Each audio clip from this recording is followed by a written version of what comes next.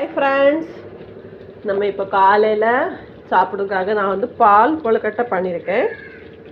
பால் கொழுக்கட்டைக்கு நம்ம தேங்காவை துருவி தேங்காய் பால் எடுத்து அது மேலே கொதிக்க விடணும். கொதிக்க விட்டதுக்கப்புறம் நம்ம பச்சரிசி மாவு பால் கொழுக்கட்டை. இது பச்சரிசி மாவில் கொஞ்சம் தேங்காய், சீனி, கொஞ்சோண்டு உப்பு, நம்ம டேஸ்ட்டுக்கு ஏற்ற மாதிரி கொஞ்சம் நெய் போட்டு மிக்ஸ் பண்ணி கொழுக்கட்டையாக பிடிக்கணும். இப்படி கொழுக்கட்டையாக உருண்டையாக பிடிக்கணும்.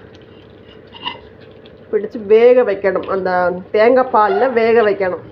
அதுக்கப்புறமா கொஞ்சோண்டு அரிசி மாவு எடுத்து லேசாக கொஞ்சம் கலக்கிட்டு இதில் விட்டு கிண்டணும். கிண்டுனா இப்படி கட்டி பிடிச்சி வரும். அதோட நம்ம பால் கொழுக்கட்டை ரெடி. நாங்கள் காலையில் இதுதான் சாப்பிட போகிறோம். உங்கள் வீட்டில் என்ன டிஃபரெண்ட் சொல்லிட்டு நீங்கள் கமெண்ட் பண்ணுங்கள்.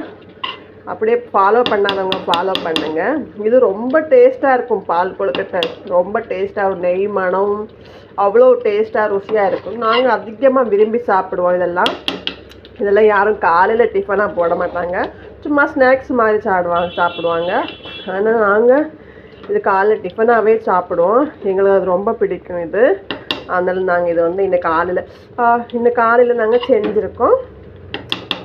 உங்களுக்கும் பிடிக்கும்னா கமெண்ட் பண்ணுங்கள். பாய்.